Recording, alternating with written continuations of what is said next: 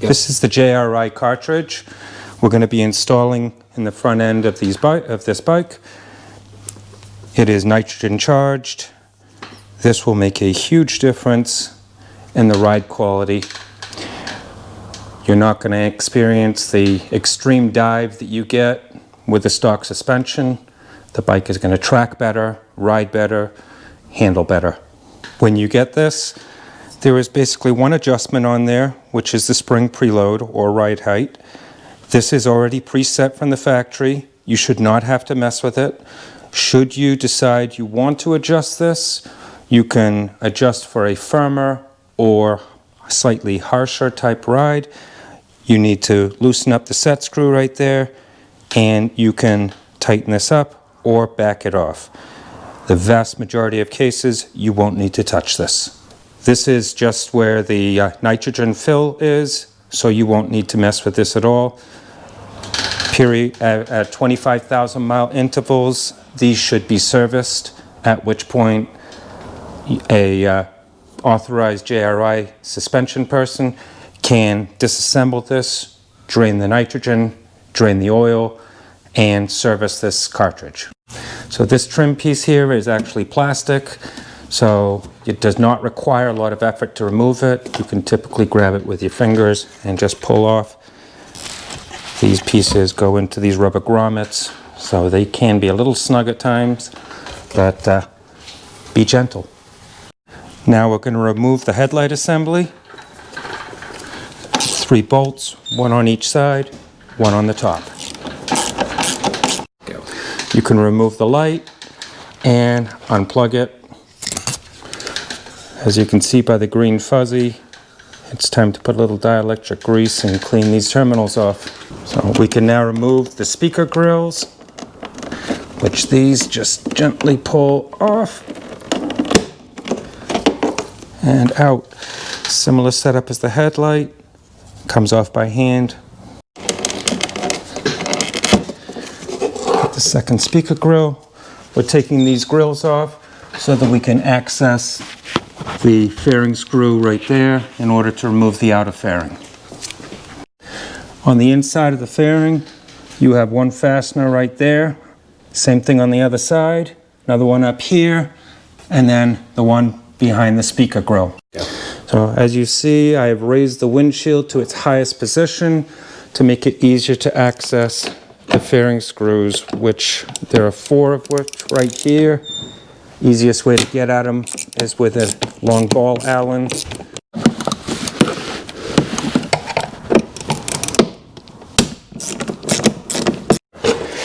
Now we can remove the fairing after unplugging the fog lights and turn signals.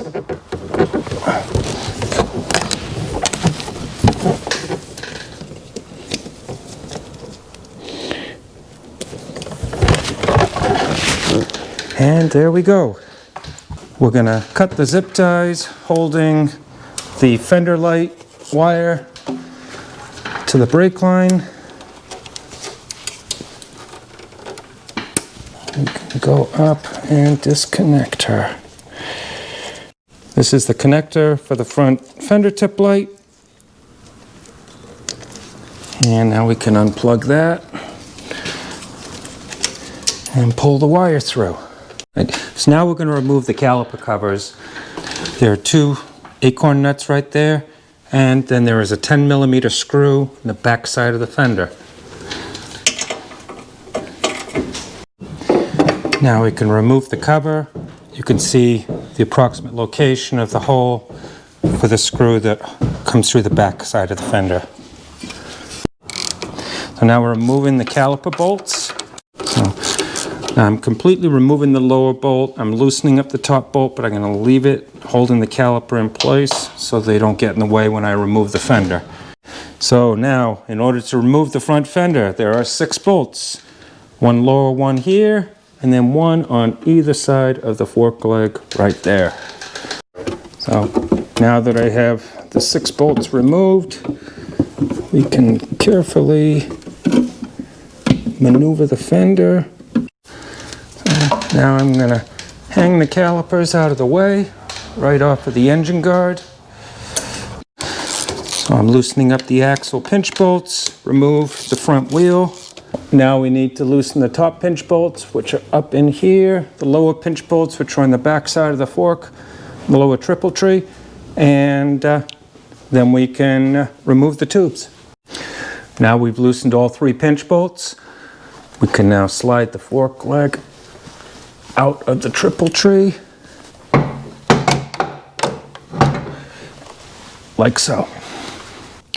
Now we're going to disassemble this fork leg.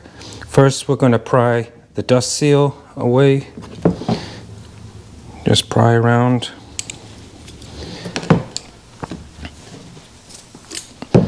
That's going to be disregarded.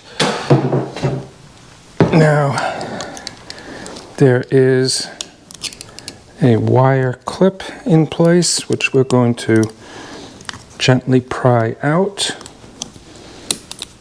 That we're going to save.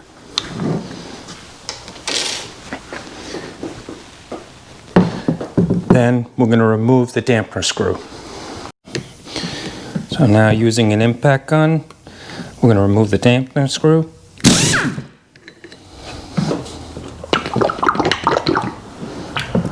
And let the oil out.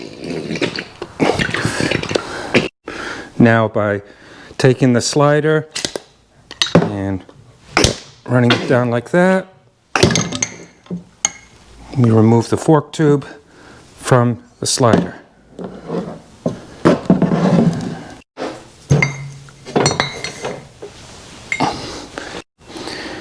Now we can remove the bushing, washer, and seal. This washer we're going to reuse.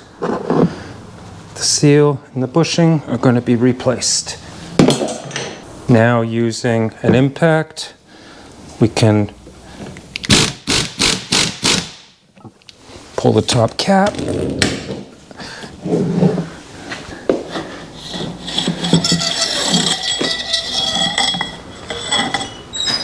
And remove the stock component. We need to save this washer because we're going to use that when we install the new cartridge. So we're going to remove the top cap.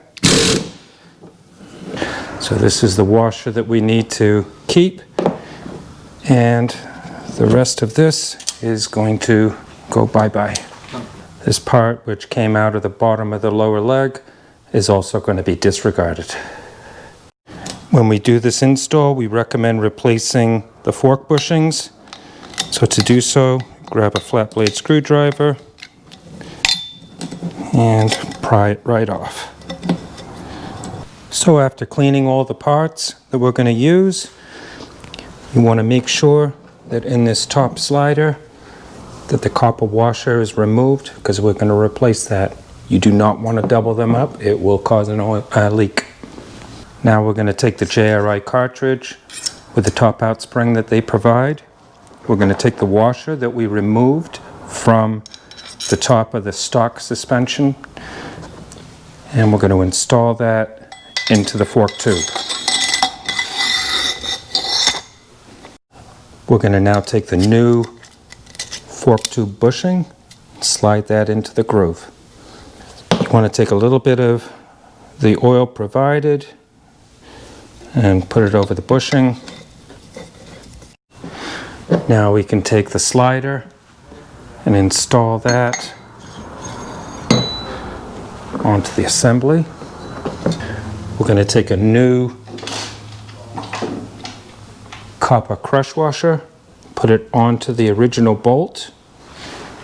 Going to apply a little bit of blue Loctite to the dampener screw. And then we are going to thread in the dampener screw. And then I'm going to bottom this bolt out by hand. Now we can tighten the dampener screw. We can take the new bushing. I'm going to take some of the oil provided, put it on the inside of the bushing. We can then take this, slide that onto the tube.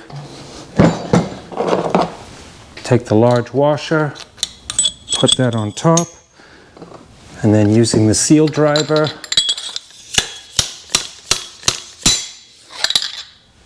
install that. Then applying a little bit of oil to the outside of the seal, we can take the seal, slide that over the tube, and again using the seal installer, install that. We're now going to take the retaining clip, reinstall that into the groove, and using a small screwdriver, just push that in place so that it's properly seated. Next, we're going to take the new dust seal, put that on, and install that. We now have to pour the oil into the fork. It is 150 cc's of oil, which JRI is kind enough to give you 2 bottles, 1 for each fork leg, pre-measured. We now pour this in. You need to take the fork tube, move that up and down, and that moves the oil to the bottom of the fork leg. If you don't do this, it will overflow over the top of the tube.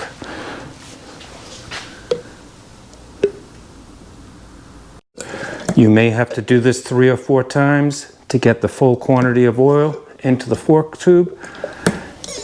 And when you do it slowly, or else the oil will spray out.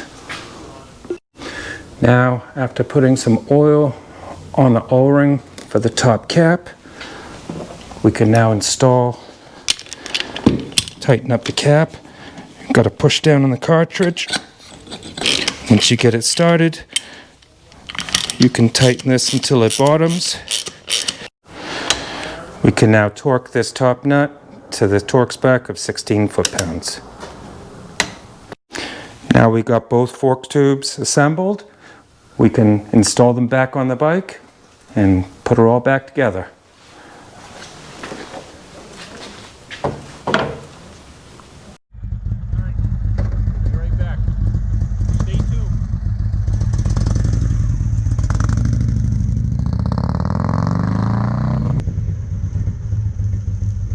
We're back from the ride and it's phenomenal. This bike is 100 times better than it was out of the factory.